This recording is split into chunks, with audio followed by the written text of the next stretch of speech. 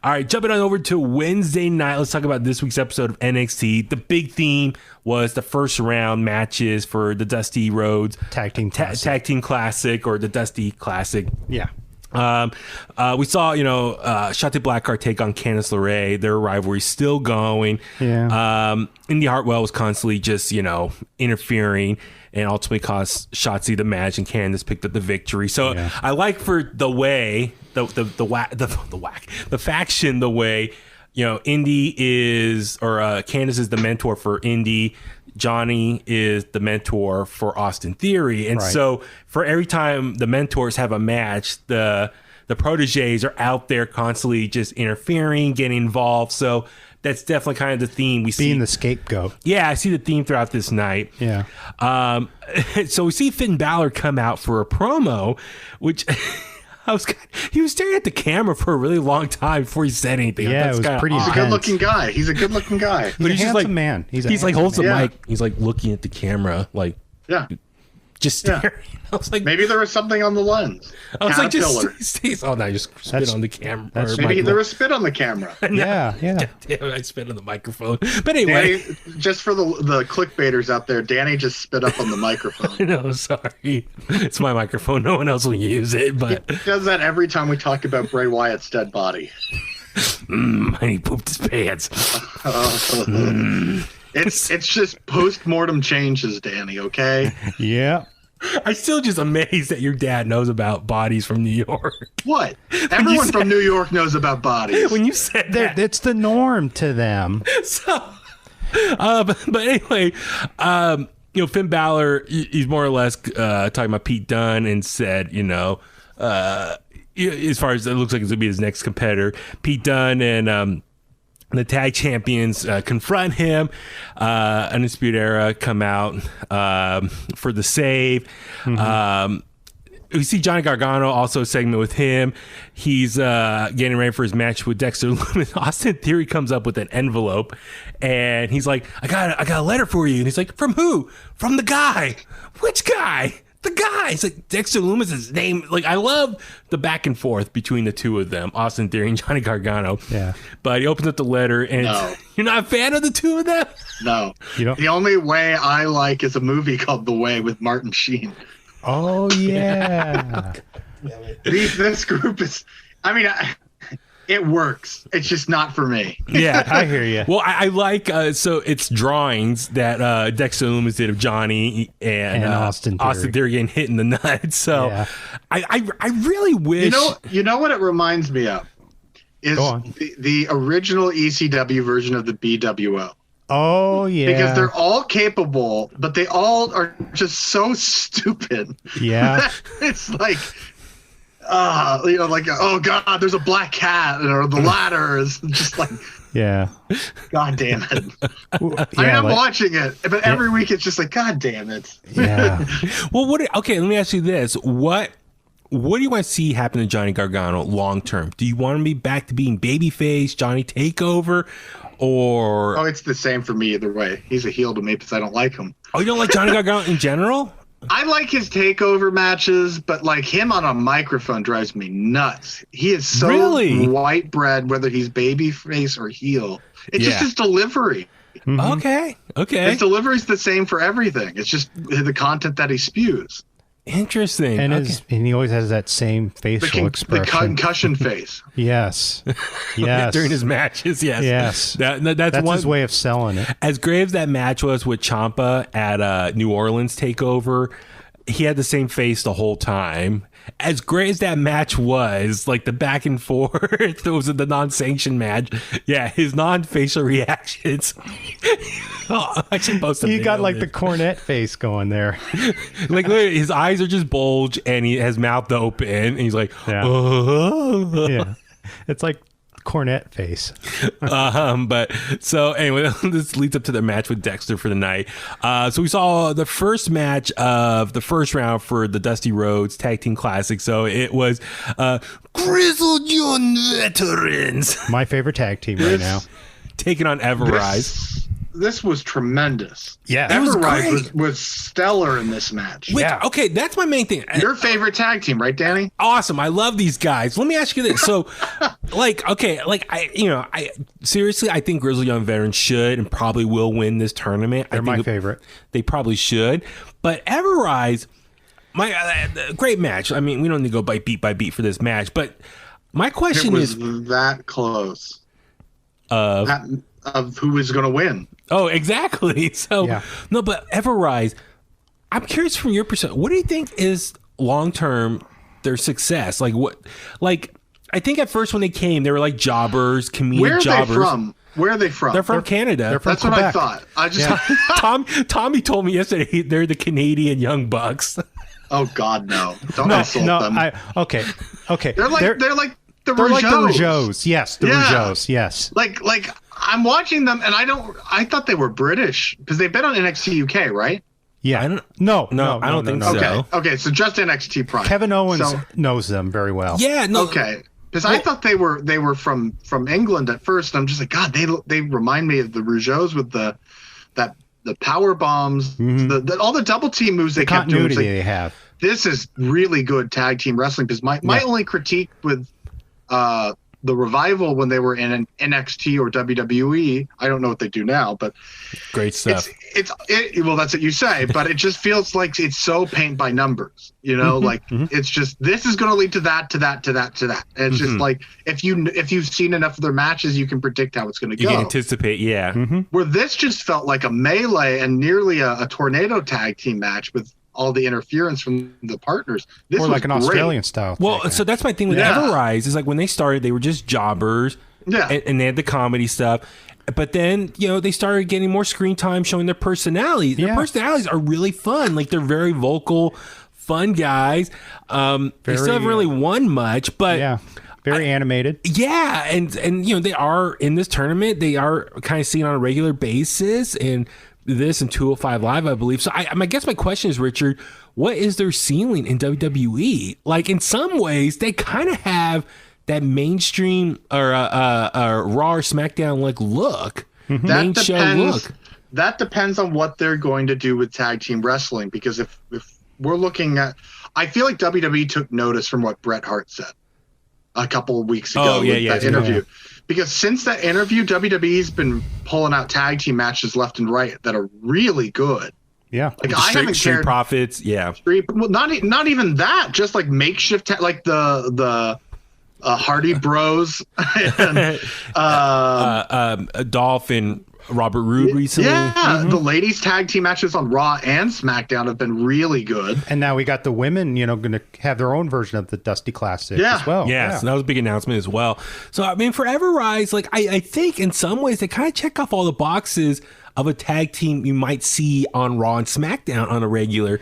I mean, Plus, you look NXT UK has got a really good tag division as well. Yeah, so, I mean, now we're seeing the formula for NXT UK. If you're a tag team that's been around for a minute and wins, you will get promoted to NXT Prime, like Grizzled Young Veterans have been doing, Imperium. So, but for Everrise, they really are fascinating to me. Like, I'm entertained by them. Well, but like from a logistics standpoint, where is their career long term with WWE? For their sake, I would say put them on SmackDown because Bruce Pritchard knows how to work with tag teams. Yeah. For the Grizzled Young, if you were to put the Grizzled Young Veterans on a show, I'd put them on Raw because of Zach Gibson's mouth. Yes. He's such a loud mouth that they're going to hate him. Yeah, and he's very brash. Yeah. So he can sell himself. And the benefit is that their work as a tag team is great. But he can get them over as a tag team because he's such a loud mouth. But like, if Heavy Machinery can have like fun segments like on SmackDown before they broke up, Everrise can easily do that same stuff. That's what I'm getting at ultimately. So I'm excited for I think they have a lot of room to grow. I would even say that your other favorite tag team of Drake Maverick and Killian Dane, they feel more mainstream right now than a lot of other tag teams. Yeah, I mean. Tag teams galore right now in WWE are thriving.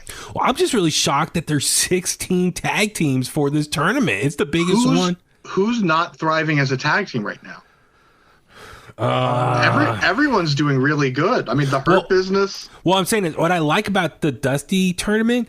You look at the brackets. I mean, you can look on social media. They got people from 205 Live. They got people from Raw, like Lucha House Party. So they are digging a little bit to fill out the brackets. But I'm happy. It's 16 teams. That's a really deep tournament to start out with. Because I think in the past it's only been like 8. But the fact they doubled it this year, I'm like, wow, they are putting a lot of time. I'm excited for the next. I'm guessing this is probably all going to lead to the finals, probably a takeover, which is February 4th. It's going to be Valentine's Day, February 14th. So I'm guessing for the next, 5 weeks, we're going to see a lot of great tag team wrestling on NXT because of this tournament, which I'm always looking forward to this beginning of the year with NXT. Like I said, not going on another tangent, but what I like about NXT, they really seem like they have a formula of things they want to accomplish each quarter. The Dusty Classic, they have like all these other tournaments. So like every 3 months, they feel like they have different things. Yeah, like a big theme that Mae Young Classic. And all that stuff. So Cruiserweight Classic. Yeah. So anyway, Grizzly Young Veterans. I mean, they ultimately win. So I mean, I hope they go all the way to the finals. So surprisingly great match. Yeah, really surprising. Yeah, absolutely. And then see Johnny Gargano take on Dexter Lumis. So I was like, okay, now that you're not a big fan of Johnny Gargano, did you enjoy this? I really enjoyed this match. Okay. I was trying to figure out what this reminded me of because Loomis was moving around like Goldust / Scott Hall a little bit. I mean, he was showing some of his athleticism in this match, like the kebabs. Gargano was like it was like watching Razor Ramon and 1-2-3 Kid. Yeah, it was a really like a hard-hitting match. I mean, we know Austin Theory was constantly getting involved, interfered, and then ultimately helped Johnny get the win over Dexter Lumis. And then Dexter Lumis put the silencer on Austin Theory, and then Kushida comes running in and puts his submission hold on Johnny Gargano. So both guys from the way are getting submitted out. Yeah. And then Kushida grabbed the North American Championship and then threw it to Johnny. So it looks like that's going to be Johnny's next opponent. So are you okay with maybe Kushida eventually? Do you think Kushida has a chance to actually become North American champion? Not right now. No. See, that's the thing. I was like, he's been with NXT for like a year now. He needs to prove to them that he can't get injured. That's the thing. It's always been stop and go with him for the last year with Kushida. Same thing with Kenta. Yeah, which is kind of shocking or surprising just how much things have been kind of similar between the two of them. But I really want Kushida to do well, and I don't know if he should go after the Cruiserweight Championship or the North American Championship, but I mean, I want to see Kushida be successful in NXT, but I feel like every time they kind of potentially give him the ball, he seems to drop it, unfortunately, with an injury like that. So it's going to be interesting to see where Kushida, how this... I anticipate Johnny's going to win just so he has another victory under his belt defending the championship. So he's not like a one and done situation now. Just another successful title defense. Yeah. So I'll be excited to see that. It's going to be a great match. You know it, though. I really want to ask you, so the sit down segment with Ciampa and Timothy Thatcher, what I enjoyed, though, was Ciampa kept asking Thatcher, what injury did you have that made us push off the fight pit match? Because I think he wants to know, so in his match he can go after. Isolate it. But Thatcher being smart says, no, I'm not going to tell you. So you're going to have to feel him out. What do you think it is? Like he's raising his arms. I mean, it's like a shoulder or something. I don't know. Could be anything. But so we're going to get that fight pit match next week. So I'm looking forward to that. Okay, so we see the big debut of MSK, formerly the Rascalz from Impact Wrestling. They take on Isaiah Swerve Scott and Jake Atlas. I'm super excited. Like, what do you think of the debut? Because what I'm getting at is I kind of wish they would have did more vignettes and like build up. I don't. I'll tell you why. Okay, I'll tell you why.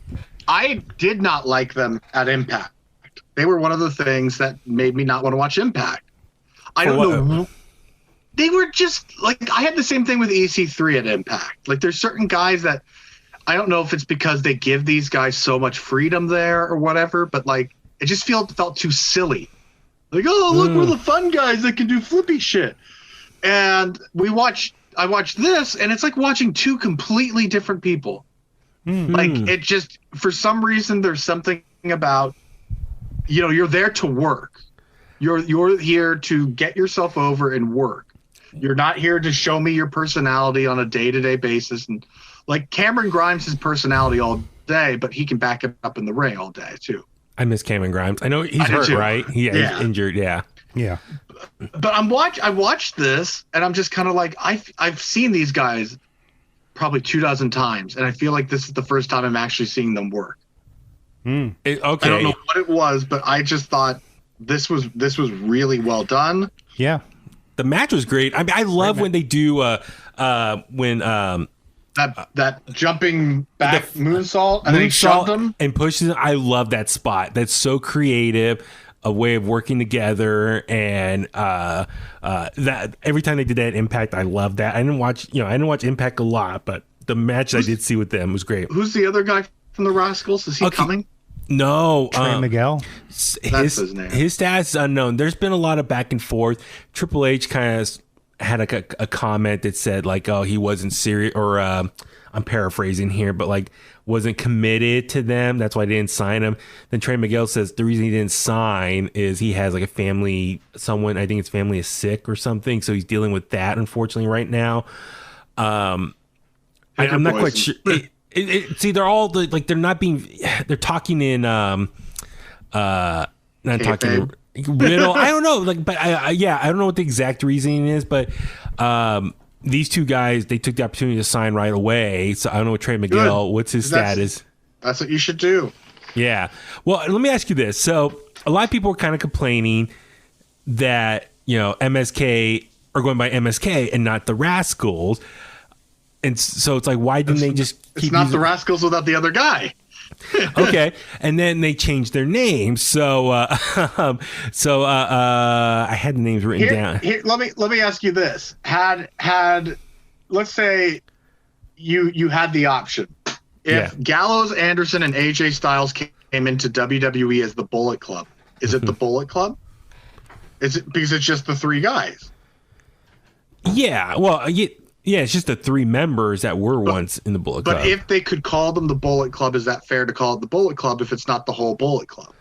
I mean, they're the most recognizable names or people, but New Japan what about Finn Balor? What about the Young Bucks? What about so-and-so? It's like with this, there's three guys. It's like having the Freebirds be Michael Hayes and Jimmy Garvin. It's like, that's not really the Freebirds. Yeah. You know what I mean? Like, it's...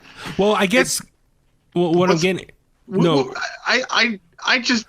it just doesn't make sense to call them that without the third guy because that's what they're known for. It's the three-person group as the Rascalz. Okay. I guess the other thing too, people were kind of joking about their name. So Zachary Wentz is now going by Nash Carter. So I guess sick name. Desmond Xavier is now going by Wes Lee. So a lot of people are like, how did they come up with these names? It's good names. Well, I mean, Nash Carter, I think of Nash Bridges, which our dad loves watching. Dan E, and that's Tom E, and I'm Rich E. This is In The Kliq. Well, they probably have a phone book on standby, See, that's the thing. I was like, I would love to know how they come up with these names. So, it's also NXT, so the names can change before they get moved. So, okay, a couple things. So, one, okay, you brought up a good point why they didn't go by the Rascalz still, because it's not all three members. So, since it's just the two of them, probably better have a fresh start, just have a new name. Which I don't know. Does anyone know what MSK even stands for yet? I don't know if they officially announced. It sounds like a dubstep type group or something like that. I don't know. But then also, so with their name change, it's very interesting to me. How they come up with these names. I would love to know the backstory. Why didn't they keep the names that they used already in Impact that was recognizable? That's one thing. I found what MSK stands for. Uh-oh, what is it? What is it? Memorial Sloan Kettering. It's a cancer center. No.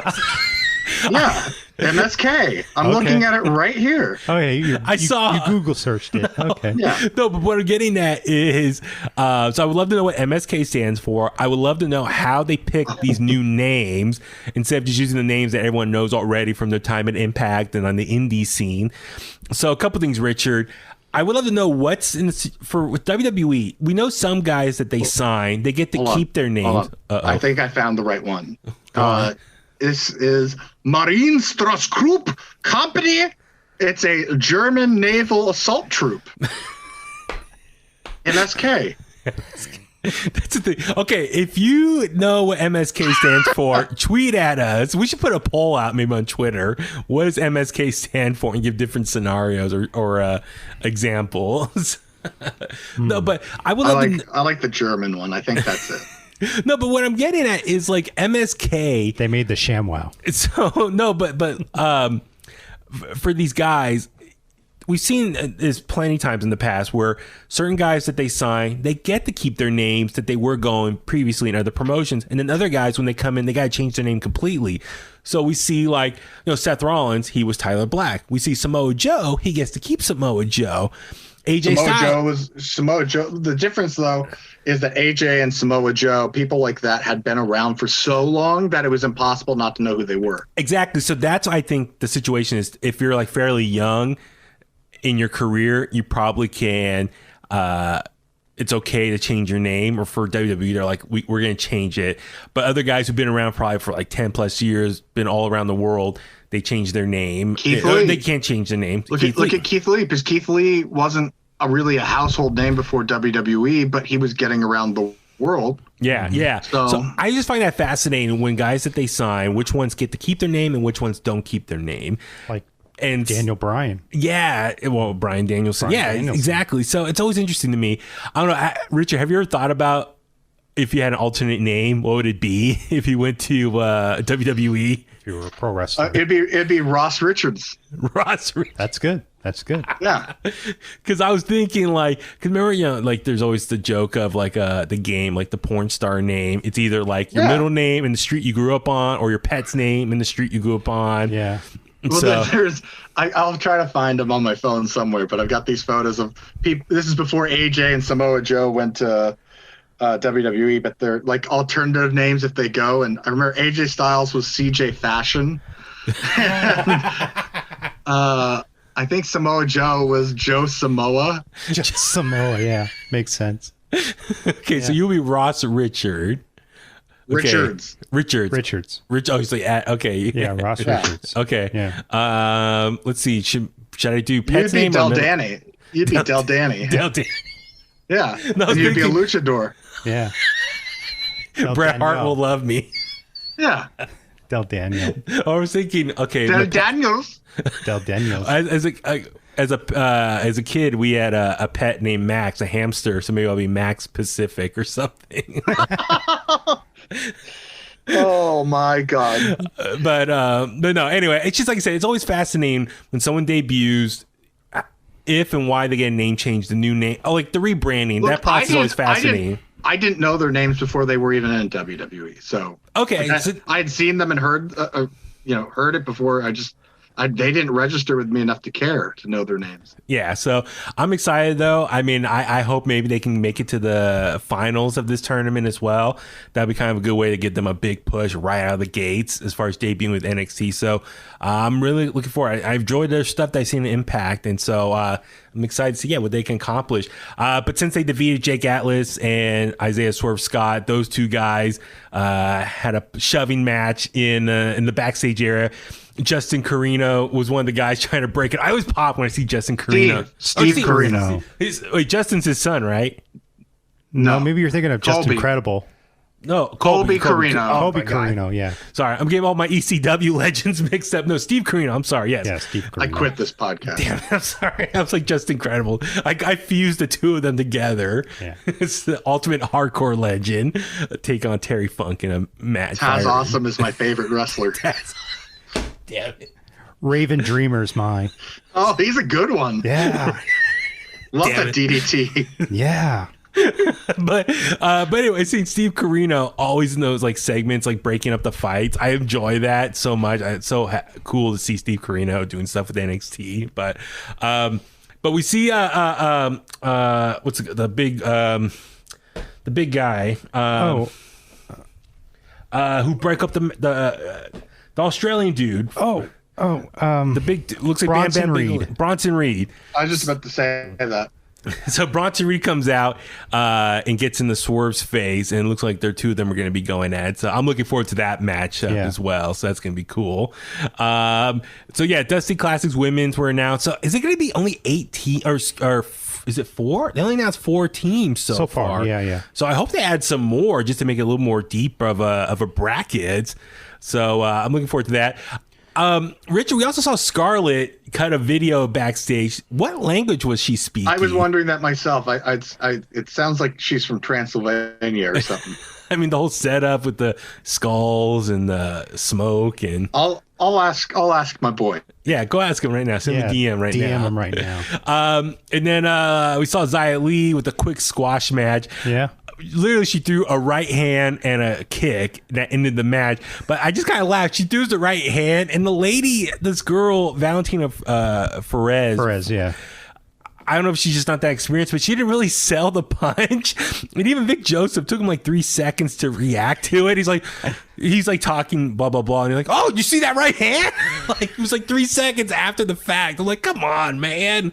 But it was funny. But Xia Li gets the pin, and then her mythical leader at the top of the ramp, gave the command to beat the crap out of her. So she tied her in the ropes and kicked the crap out of her. Yep.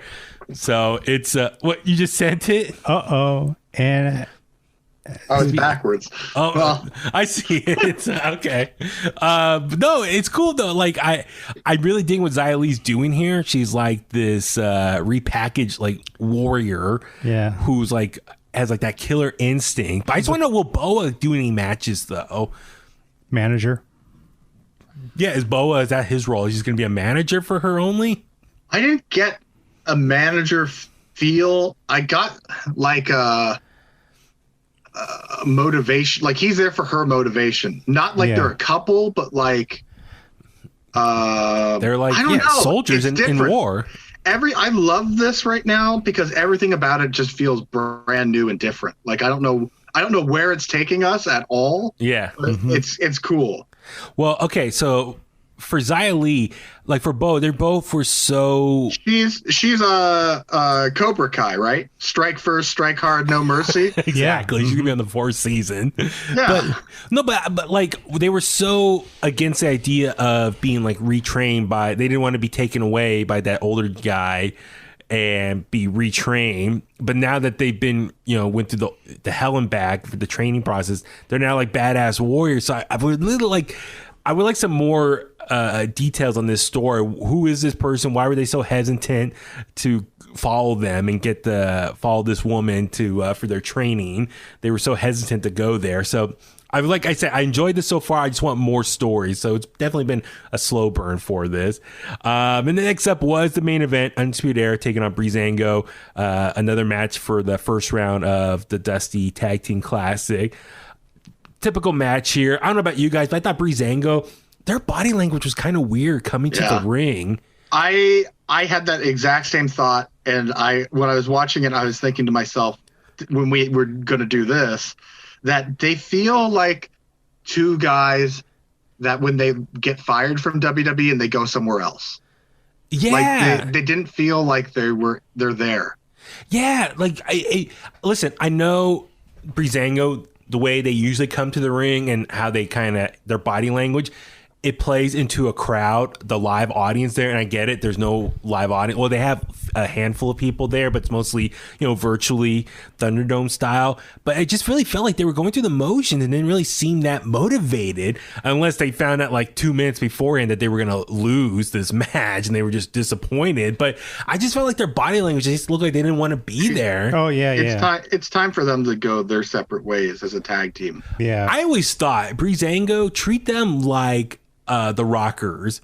Like have Tyler Breeze super kick Fandango be Amari Jannetty.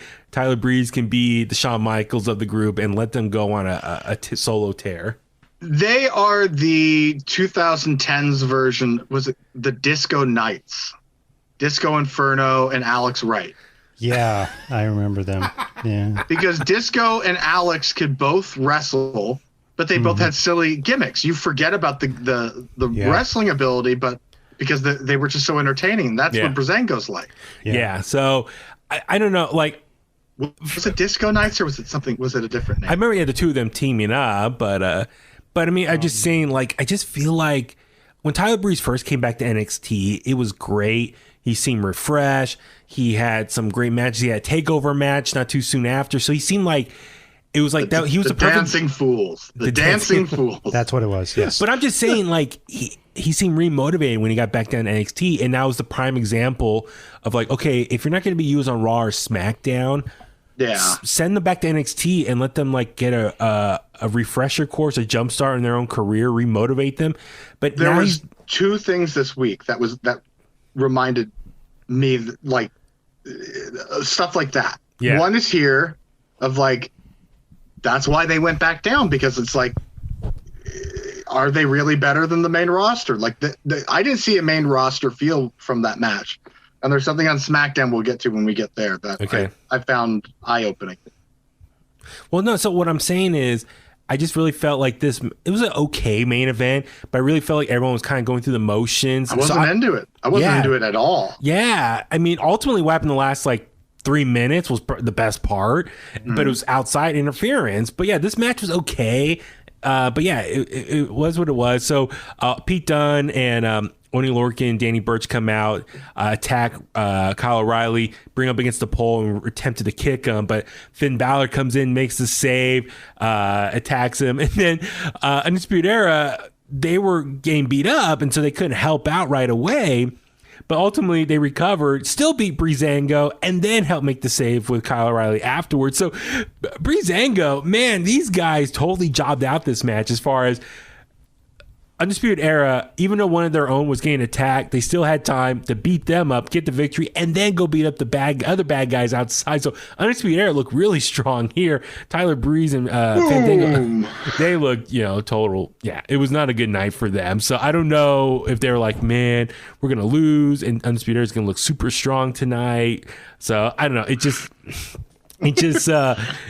was not a good night for Breezango. So, I don't know where they go from here.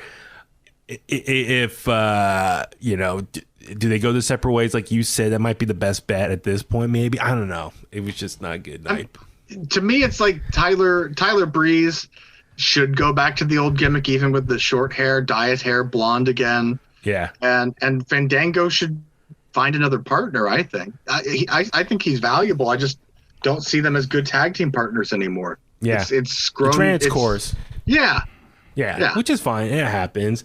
So, but nonetheless, do you think Finn Balor is going to, since... I don't know. When I saw that, I was like, they probably took out Kyle. So now they can do a 6-man tag team match with Kyle, Roderick, and Finn Balor against those three.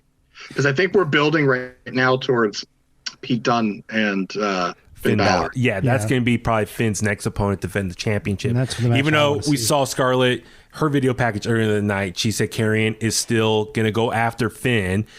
But I very much, it's going to be very similar to what Keith Lee and Adam Cole were doing, where Karrion was kind of in the back lurking. Yeah. So I think Pete Dunne, Finn Balor are going to have their match pretty soon, and Karrion's going to be on the outside looking in, lurking for that championship. Mm-hmm. So he's like preying, or a predator. He's going to go after it eventually. Yeah. But anyway, catch a predator. Yeah. Exactly. Have a seat. Please have a seat. So, to quote Chris Hansen. But anyway, but like Bobby Fish is out injured. He had a tricep injury surgery after War Games, so he's out for a couple months. I think 8 weeks. So do you think Finn Balor should be an honorable member of Undisputed Era? Sure. Why not? Just filling up fourth member. Yeah. You should have friends. Yeah. Hulk had friends. He had Brutus. Yes. What were they called? Not the Mega Powers. They were the Mega. You know what I'm saying? Yeah. It was not. It was Mega. They took on Zeus and Macho Man. That's right. So, but anyway, like I said, for Undisputed Era, it's just kind of weird though, seeing them as baby faces though. Like I feel like the vibe's a little bit different with them as baby faces. So, I'm still enjoying it, but I really feel like this is their last hurrah before Raw or SmackDown. So, or the Royal Rumble. So anyway, we'll see how it goes.